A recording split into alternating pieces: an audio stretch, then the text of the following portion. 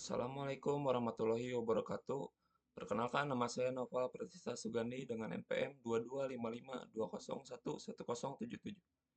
Di sini saya akan mempresentasikan materi dari mata kuliah Artificial Intelligence, yaitu pengetahuan dan penalaran 2. Logika order pertama, First Order Logic, dengan dosen pengampu Pajek Febrian, STMT.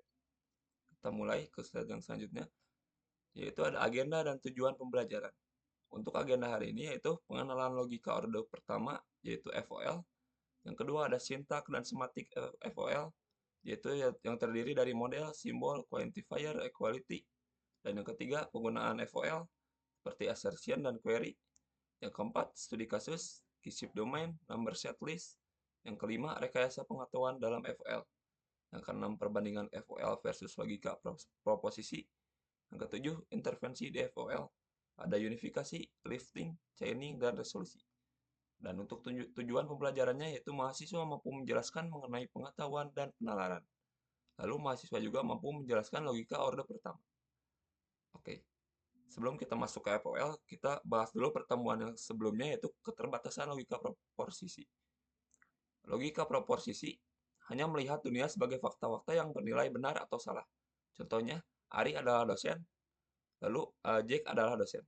Di sini logika ini memiliki keterbatasan, yaitu tidak bisa membedakan objek dan relasi. Tidak bisa membuat pernyataan umum. Kita juga tidak bisa berkata semua dosen adalah pengajar tanpa mendaftarkan semua dosen satu persatu. Dan solusinya dari permasalahan tersebut, kita butuh bahasa yang lebih ekspresif, yaitu logika orde pertama. Kita mulai pengenalan logika orde pertama atau FOL. FOL dikenal sebagai First Order Predicate Logic. FOL adalah bahasa representasi yang kaya di mana dunia terdiri dari yang pertama ada objek, yaitu hal-hal dengan identitas individu, misalnya orang, rumah, angka, universitas.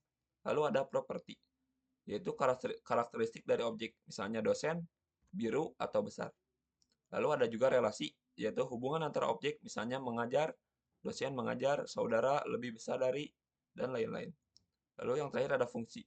Relasi khusus di mana satu objek berhubungan dengan tepat satu objek lainnya, misalnya ayah dari atau rektor dari. Selanjutnya ada sintak dan semantik vol bagian pertama. Pertama-tama kita akan membahas sintak itu apa ya. Sintak itu ya sintak merupakan aturan untuk membangun kalimat yang valid.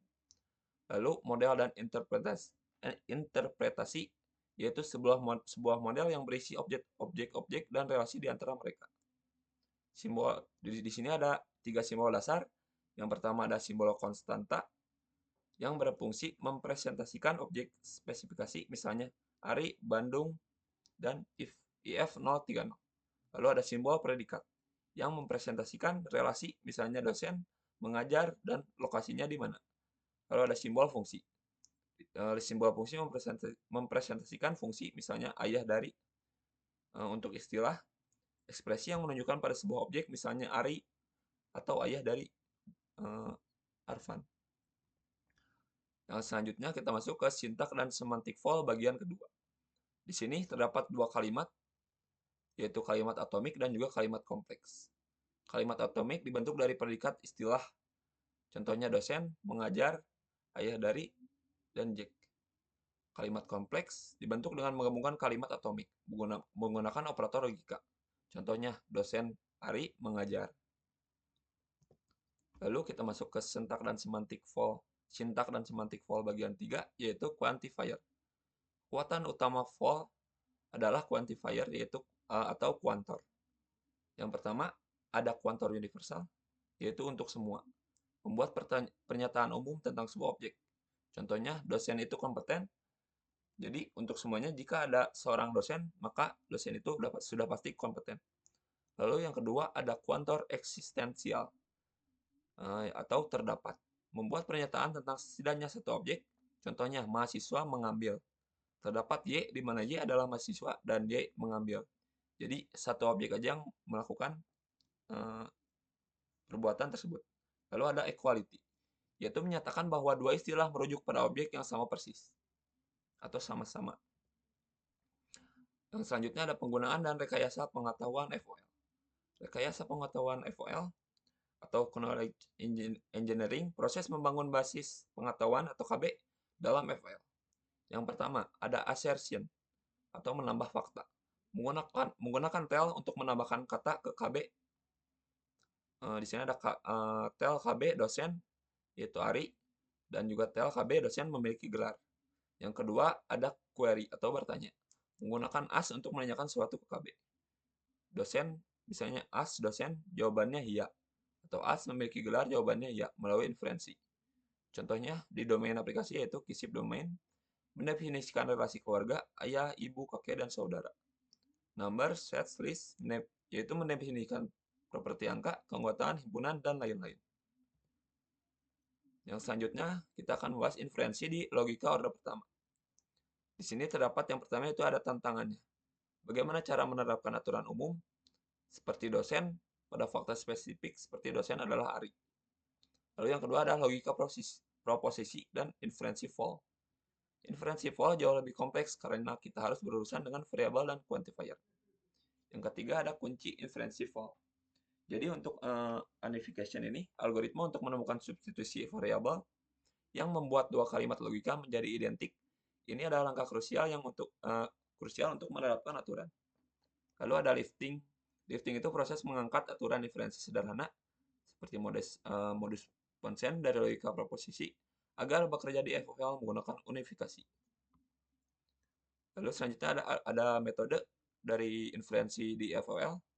Yang pertama ada forward chaining, ada backward chaining, dan resolusi atau resolution. Untuk forward chaining atau FOL, terdiri dari data driven dimulai dari fakta-fakta di KB, menggunakan unifikasi untuk menemukan semua aturan yang premisnya terpenuhi. Menambahkan kesimpulan baru ke KB dan mengulang prosesnya, baik untuk sistem yang bereaksi terhadap data baru. Lalu untuk backward chaining, yaitu goal driven dimulai dari query tujuan. Mencari aturan yang kesimpulannya bisa diunifikasi dengan query, menggantikan query dengan premis aturan tersebut sebagai subtujuan yang baru. Lalu ada dasar dari logic programming, yaitu prolog. Lalu untuk resolusi, satu aturan inferensi tunggal yang sound dan komplit bekerja dengan membuktikan melalui kontradiksi mirip di logika proposisi, tapi dengan unifikasi. Yang terakhir ada rangkuman dan penutup.